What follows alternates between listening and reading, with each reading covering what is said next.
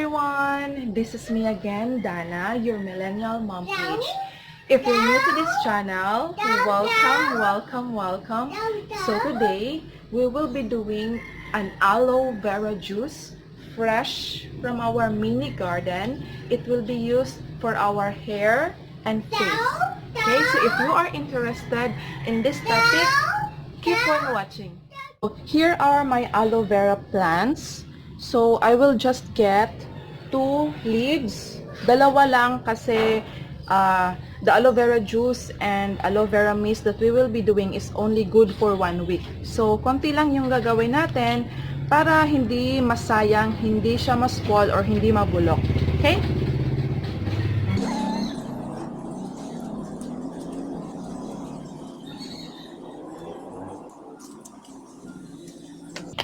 Okay, so using my scissors, kumuha ako ng 2 dahon ng aloe vera. Lilinisin ko lang ito, tsaka ipaprocess for our aloe vera juice and aloe vera mist. Okay, so nalinis ko na ang 2 dahon ng aloe vera. Ako ay magsisimula na.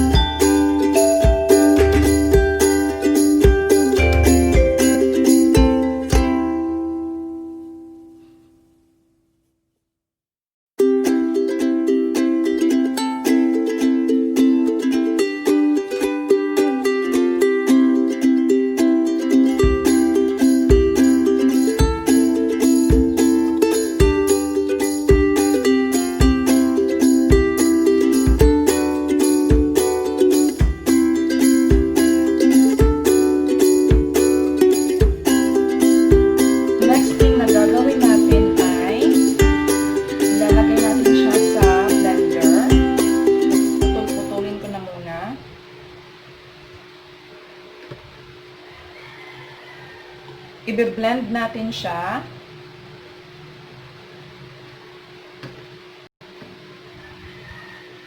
Okay. So, andito na siya lahat sa blender. Lalagyan ko lang ng kaunting water.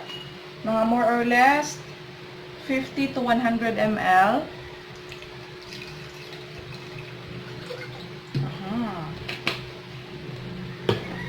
Takpan. Tsaka i-blend natin sa number 1.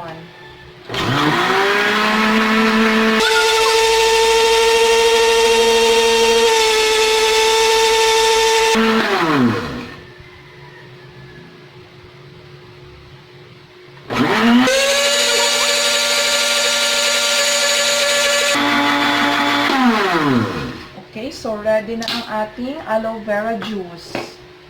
The next thing that I will be doing is strain natin siya. Meron tayong baso na clear.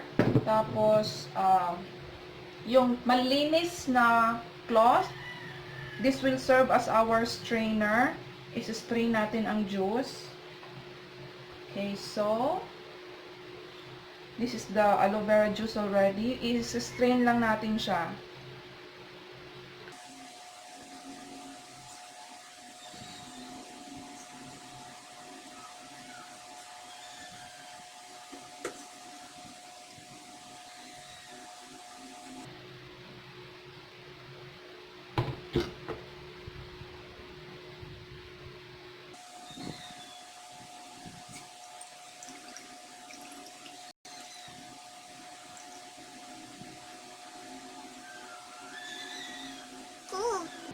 So, hindi na natin gagamitin ito, yung mga, mga parts, yung mga naiwan.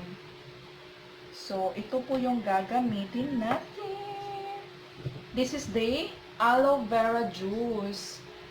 Okay, so, ito na po yung finished product natin, the aloe vera juice na fresh na fresh. Ang gagawin ko dito is, ilalagay ko siya sa empty shampoo container. Ilalagay ko ang mga 70% nito dito to be used as my hair conditioner. So, after akong mag-shampoo, instead na gamit ako ng synthetic na hair conditioner, itong aloe vera juice ang ilalagay ko sa buhok ko. And, the 30%, ilalagay ko dito sa empty perfume spray bottle, and I will be using it as a facial mist. Okay? So, let's do it!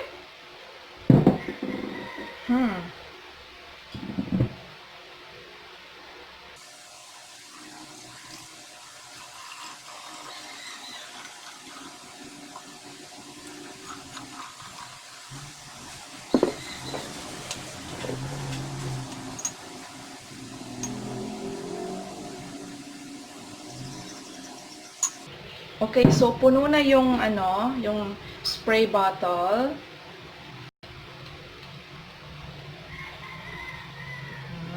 Okay na tayo dito.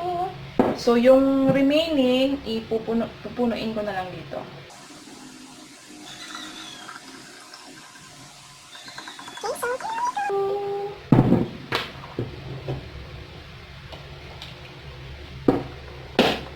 Okay, so ito na ang finished product natin ng aloe vera juice. Ito gagawin kong hair conditioner, ito gagawin kong facial mist.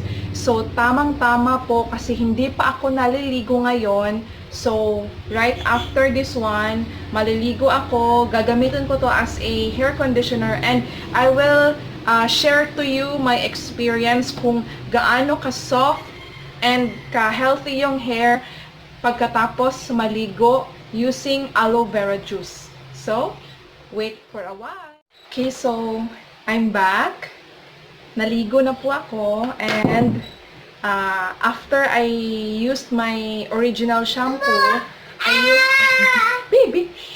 used this, the aloe vera juice, as my conditioner. So, let's check. Actually, first time ko pa siyang nagamit ngayon. Ito, first time ko siyang ginamit as an aloe vera juice for my hair. Kasi last time, mga 2 months ago, ang ginamit ko is pure aloe vera without water as my hair shampoo and conditioner. Pero ngayon, this one is, di ba nakita nyo kanina, may water siya. So, let's check.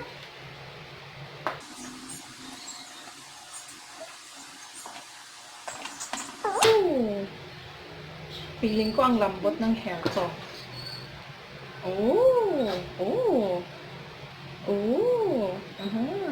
Oy, very soft siya.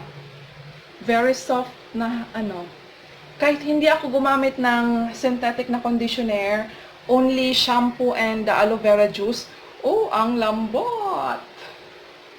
Ang lambot niya. So, this is a practical, for me, aloe vera juice is a practical and natural alternative for our, pwede rin siguro as shampoo and also as conditioner. Kasi ang taas po ng hair ko, pag gumagamit ako ng synthetic na conditioner, talaga, magastos. Kasi ang taas niya, see. So, by using the aloe vera juice, na makukuha lang natin sa ating garden, so makakatipid tayo, 'di ba? Makakatipid tsaka natural way pa. It will make our hair naturally soft and moisturized. Okay? So, in fairness, ang lambot ng hair ko.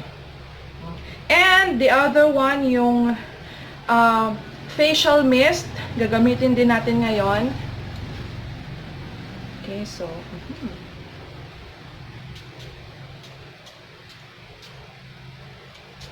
pwede din sa hair, kung gusto natin. Okay. So this is a natural facial mist using fresh aloe vera. So ang gagawin ko dito sa kanila to make it last longer, probably mga 10 days, every after use, I will put this in our refrigerator para chill siya, ma-chill natin siya, and ma-prolong yung shelf life niya.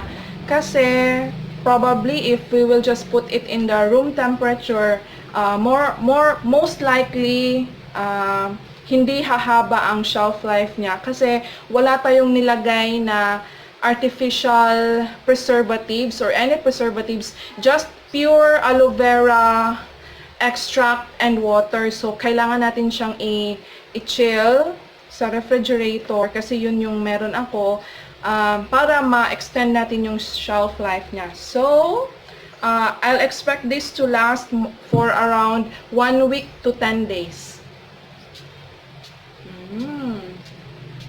So, meron na akong facial mist. Okay, so, baby, what happened to your eyes? Okay. So, I hope you learned something. I hope you learned something from this video tutorial about natural hair conditioner and facial mist. Thank you for watching, and I hope you like this video. If you do, please click the like button and don't forget to click the subscribe and also the bell button so that you will be updated with my future videos. Okay, so thank you so much and see you on my next vlog. Bye-bye!